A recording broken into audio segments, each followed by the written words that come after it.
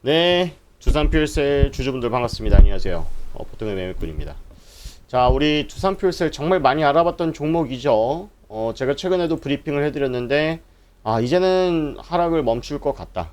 그리고 거의 이제 바닥이 다 와간다라는 말씀을 좀 드렸는데, 제 예상과 다르게 조금 너무 과도하게 하락해서 마음이 좀 많이 무겁고, 그리고 아직까지도 고점에 사서 또 이제 물려 있으신 분들 계실 수 있을 것 같아서 브리핑을 한번 도와드릴까 해서 이렇게 영상을 찍어 봅니다. 제가 우리 방송 내용을 뒤져보시면 아시겠지만 42,000원대 제가 언급을 드리고 우리 구독자분들께서 강하게 또 많이 매수를 하셔서 10만원대 매도를 했단 말이죠. 우리 이제 더 갈 수는 있어도 10만원을 정리하고 나옵시다. 제가 목표가 10만원이라고 유튜브에다가도 떡하니 여러 번 올려드렸습니다. 자, 그런데 지금 중요한 거는 주가 하락이 나타난 이유가 뭐냐? 실적 부진이나 지금 이런 프레임을 쓰이고 있거든요. 근데 얘들요, 실적 계속 안 좋았어요. 보시면 새롭게 일어난 일이 아니라 얘네들 24년 25년도에도 계속 적자였습니다. 1분기 영업이익 13억 적자. 물론 적자가 나는데 주가가 올라야 되냐라는 말은 어불성설이지만 주가가 올랐었던, 주가가 올라야 된다라고 제시했었던 명분이 뭐였습니까? 명분이 뭐예요? 얘네들 이제 데이터 센터가 앞으로 계속 늘어나고 전력난은 여전히 지금 진행되고 있다. 그래서 얘네들이 SOFC라고 하는 차세대 이 기술을 개발을 하고 있기 때문에 거기에 대한 적자가 발생되고 있는 거지. 지금 장사 잘 된다. 근데 투자 비용으로 적자가 발생될 수도 있는 거야. 결국 SOFC로 매출 나올 거야 라고 했는데 이번에 실적 발표를 하면서 어떤 이 기사에서 SOFC 수주 잔고가 하나도 없던데요, 다음 분기로 밀렸던데요, 이런 기사를 내보낸 거예요. 그런데 저는 그게 팩트일지라도 과도한 해석, 왜냐면 얘네들이 컨퍼런스 콜을 한 것도 아니고 여기 IR 담당자가 우리 수주 잔고가 하나도 없습니다 라고 얘기한 것도 아닌데 그런 기사를 내보냈었던 이유 자체가 저는 여기에 있다. 공매도 7월 20날부터 시작해서 공매도 비중이 10%를 넘겼어요. 자, 여러분들 보면은 공매도 비중이 높냐 낮냐를 구분하는 기준 자체가 종목별로 다 다르긴 한데 보통 5% 넘어가면 공매도 비중이 높다라고 표현을 합니다. 근데 10%대 꽤나 많죠. 그죠? 자, 그래서 얘네들이 이제 공매도를 쳤었던 구간이 어디냐 보니까 7월 20날부터 해서 여기부터 공매도를 엄청 때려놨다라는 거죠. 그러고 나서 실적 발표하고 안 좋은 기사 내보내고, 일단 저는 그 부분에 있어서 공매도를 한탕 해먹으려고 하는 그런 의도가 다분히 보인다 라고 제 개인적으로 판단을 하고요. 일단은 그건 그거대로 치고 주가가 하락한 이유 자체가 실적보다는 공매도에 가담한 웨이저들의 수급 상태 이탈, 이렇게 좀 보시는 게 좋다 정리하고요. 그 다음에 요즘 AI 시장에서 가장 이 핵심이 되고 있는 논제가 엔비디아의 순환금융입니다. 순환금융이라는 게 뭐냐면 엔비디아가 어찌 보면 애플의 시가총액을 넘고 시가총액 1위였었던 날들이 꽤나 오랫동안 지속이 됐는데, 예를 들어서 엔비디아가 지금까지 이렇게 성장을 했었던 기반 자체가 모든 고객들, 모든 사람들이 엔비디아의 GPU를 써서 그런 게 아니라 엔비디아 고객사 오픈 AI, 우리가 쓰는 챗 GPT 있죠, 오픈 AI한테 돈을 빌려줍니다. 야, 나 돈 필요해? 돈 빌려줄게. 근데 너 돈 어디다 쓸 건데? 저희가 데이터가 너무 부족해가지고 데이터 센터도 좀 투자해야 될 것 같고 GPU도 좀 사야 될 것 같아요. 어디 거 사게? 엔비디아 거 사야죠? 알았어. 그럼 내가 돈 빌려줄 테니까 그걸로 GPU 사. 해가지고 오픈 AI한테 보증을 서주고 지분 투자를 해줬다. 근데 그 돈이 다시 엔비디아로 들어오니까 쉽게 말해가지고 너네 사채꾼이니? 라는 얘기를 지금 하고 있다는 거예요. 그런데 정상적으로 보면은 오픈 AI도 돈을 벌고 이 투자로 인해서 고객들이 오픈 AI한테 돈을 주니까요. 근데 그 돈이 다시 엔비디아로 돌아가는데 과연 고객들이 돈을 안 주기 시작하면 너네들 어떻게 할 거니? 이 빚은 오픈 AI 너네들이 엔비디아한테 갚을 수 있어? 라는 얘기를 하는 겁니다. 그래서 우리가 2008년 리먼 브라더스 사태 때 많이 나왔었던 신용 스와프에 대한 비용이 높아지고 있다.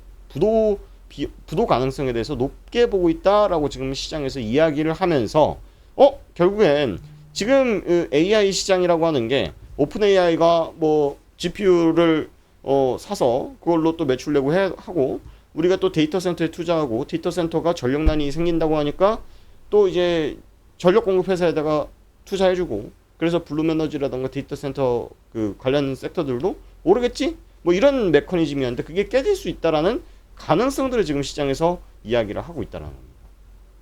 그래서 지금의 이슈는 두산 퓨얼셀이 기업 가치가 완전히 훼손됐다, 쓰레기다, 이런 관점으로 보기보다는 지금 엔비디아 뿐만 아니라 AI 업계들의 자금 문제에 대해서 지금 문제를 삼고 있다. 그러면 다시 돌아가서 본다 그러면 두산 퓨얼셀이 우리가 지금까지 학수고대하고 있는 SOFC라는 기술의 성과가 나오기 시작한다 그러면 지금도 기업의 가치는 훼손되고 있는 것이 아니기 때문에 기업의 가치는 훼손되고 있는 것이 아니기 때문에 결국 주가는 다시 한번 기업 가치에 회귀할 수 있지 않을까라는 가능성을 보고 있다라는 겁니다. 그래서 두산 퓨얼셀 3분기 독일량 2026년, 27년 공급계약 확인됐다라고 하는데 매출 규모는 전년 대비 성장할 것 같다. 근데 PAFC가 아니라 SOFC에 대한 매출이 나오기 시작해야 된다라는 게 가장 중요한 포인트일 것 같습니다. 자, 그래서 일단은 우리가 지금 어떻게 해야 되느냐, 결국 이제 대응이죠. 좋은 거 알겠고 시장 상황 알겠고 어떻게 해야 돼가 사실은 우리 투자자분들한테 가장 궁금하신 내용일 것 같은데, 연봉입니다. 1년짜리 봉인데 고가 270% 상승, 저가 35% 하락. 지금 그러면 토탈 상단 대비해서 300%가 빠진 거죠.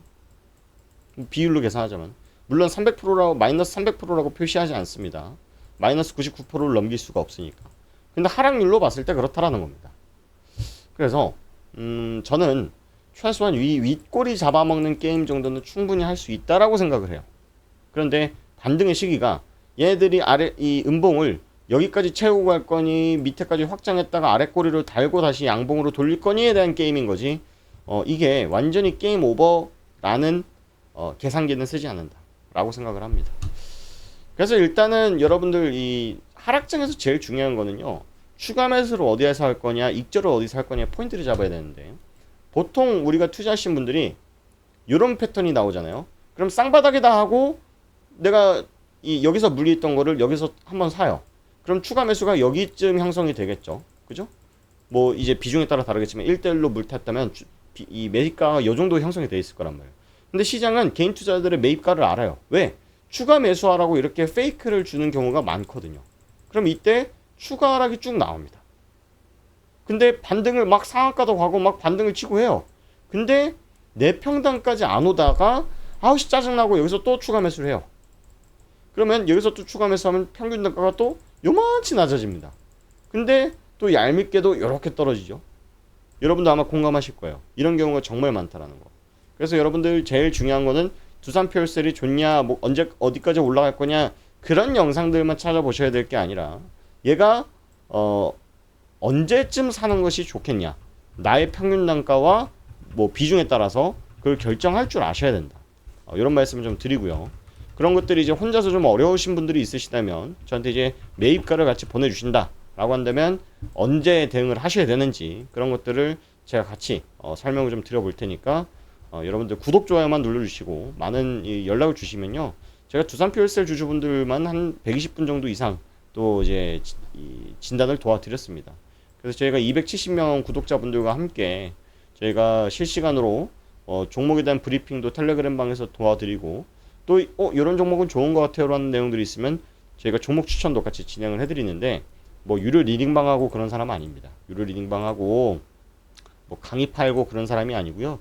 저도 이제 실전 투자자거든요. 저도 이제 개인 투자를 하는 사람이고 그걸로 이제 10년 넘게 금융바닥에서 살아남은 사람입니다.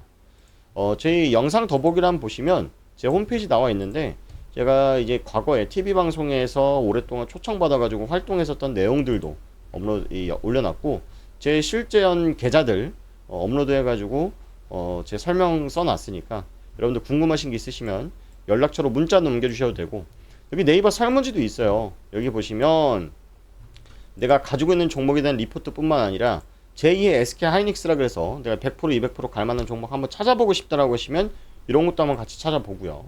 그 다음에 당일로 사고팔고 하는 당일 단타 매매도 진행을 하고 있습니다. 여러분들이 원하시는 걸 체크하시면 돼요. 저희가 뭘 해야 됩니다 그런 게 없고요. 돈 받고 하는 게 아니기 때문에 여러분들이 도움 받고 싶으신 내용들 제가 도움을 드리니까 체크하시고, 제일 중요한 거는 매입가를 좀 적어주세요. 나 얼마에 샀어요로 알아야 제가 여러분들이 어떻게 대응해야 된다라고 정답을 드리니까. 그리고 연락처 남겨주시고 동의합니다 제출 눌러주시면 됩니다. 자, 그래서 이런 링크들 좀 귀찮다 그러시면 아까 제가 보여드렸던 제 연락처 직통번호입니다. 제 핸드폰, 실제 제 개인 핸드폰이니까 이거 번호를 뭐 누구한테 갖다 주고 뭐 다른 데서 스팸 문자고 스팸 전화하고 그런 일 절대 없으니까 오해하지 마시고 좋아요만 많이 눌러주시면 저한테 힘이 됩니다.